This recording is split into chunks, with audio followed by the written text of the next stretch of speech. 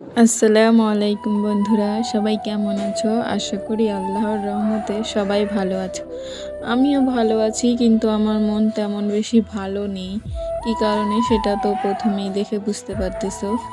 তো সকাল সকাল উঠলাম, সকাল থেকেই ভিডিও করছিলাম আমি, যেগুলো করছিলাম সারাদিন সেগুলোরই।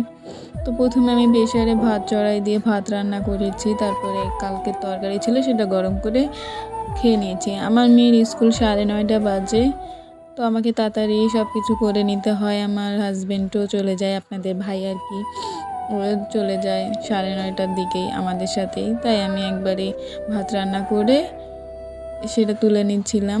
তো আমি ভাত কিন্তু আমি একরকম মানে আমি একবার বা দুইবার রান্ধি, তার বেশি রান্না করি না। সকালে যদি ভাত রান্না করি, তো এখন তো শীতকাল চলে যাচ্ছে, তো আমি গোটা শীতকালটাই আমি এইভাবেই ভাত রাখছি। আমার হটপট আছে, তারপর আমি হটপটের চাইতে আমি এইভাবে রাখলেই আমার ভাতটা বেশি গরম থাকে। আমি কি করি, প্রথমে একটা স্টিলের গামলা নিয়ে নিই বা ডিশ নেই। ওই ডিশের মধ্যে আমি ভাত এভাবে তুলে রাখি, যেগুলো খাবো সেগুলো রেখে দিই প্রেসারে, আর যেটা খাবো না মানে পরে খাবো সেটা আমি এরকম গামলার মধ্যে তুলে নিই।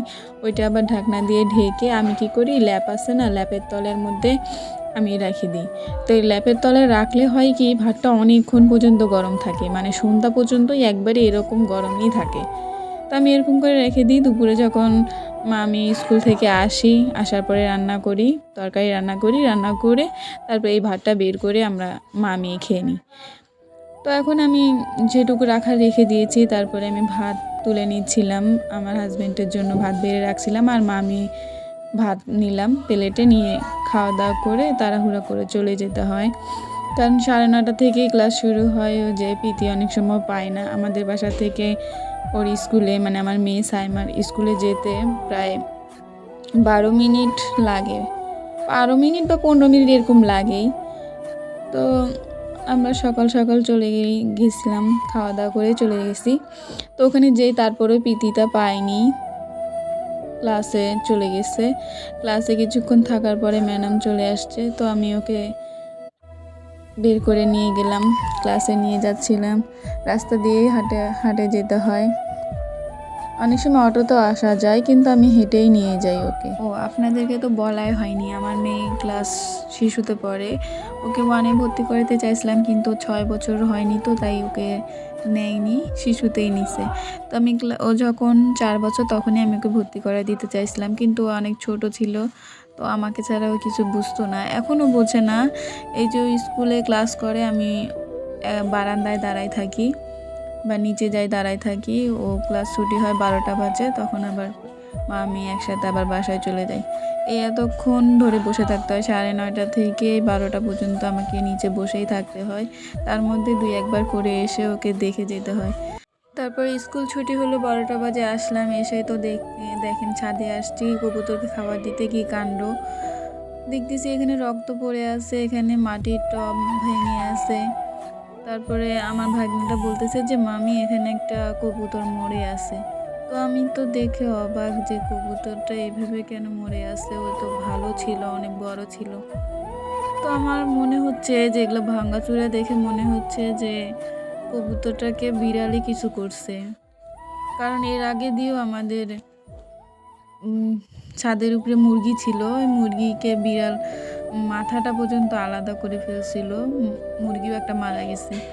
তো এখন এইভাবে কীভাবে যে ছাদের উপরে এই বিলাই আসে সেটাই বুঝতে পারতেছি না। বিড়ালগুলো এর আগে দিয়েও কিন্তু অনেক অত্যাচার করছে, কবুতর বা মুরগির বাচ্চা নিয়েও অনেক ঝামেলা হয়েছে।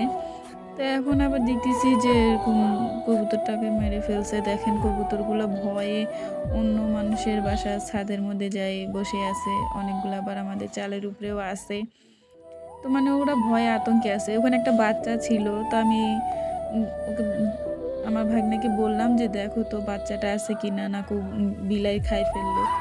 তো দেখতেছে যে না, আছে, বাচ্চাটা আছে, ভিতরে ছিল, আছে। এখন এটা যে কিভাবে করছে তা আমি বুঝতেই পারতেছি না। আমি আসছিলাম কাপড় নাড়ে দিতে এসেই দেখি যে এই অবস্থা। তো আর কি খুব খারাপ লাগলো, রান্না বান্নাও কিছু করতে ইচ্ছা করতেছিল না কবুতরটা এরকম দেখে। মানে খুবই একটা খারাপ লাগতেছিল। আসলে এই কবুতরগুলা আম আমি অবশ্য এগুলাকে অত বেশি দেখশুন করি না।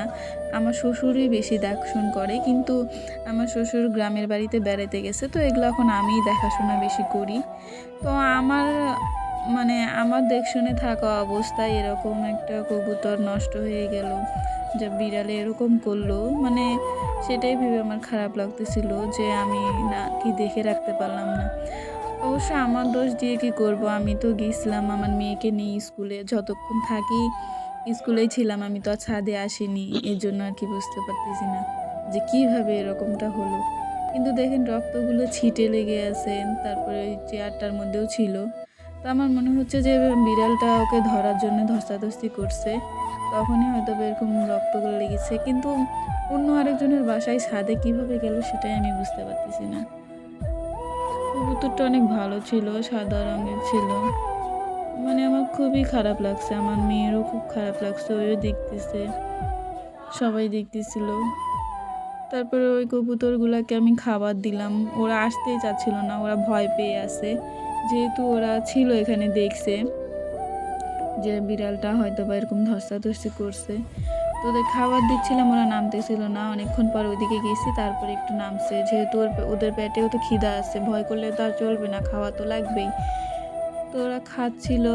তো এখন ১০টা কবুতর ছিল, বড় কবুতর ১০টা ছিল, এখন ৯টা হয়ে গেছে। এখানে ৮টা আছে, আরও একটা আছে চালের উপরে। ও ভয়ে আসতেছিল না। তারপরে দিয়ে ও উড়ে আসলো, এসে খাচ্ছে। তো মানে এই আর কি, আজকে হুট করে একটা কবুতর এরকম নষ্ট হয়ে গেল, এটা আর কি একটু খারাপ লাগতেছিল। কি করার, এখন কপালে এটাই হয়তো বা ছিল, তাই আর কি। তো আজকে অনেক কথা বললাম আপনাদের সাথে। এতক্ষণ পর্যন্ত যদি আমার ভিডিওটা দেখে থাকেন, আপনাদের যদি একটু কিছুটা হলেও ভালো লেগে থাকে, তো আমার চ্যানেলটা একটু সাবস্ক্রাইব করে দিবেন। আসসালামু আলাইকুম।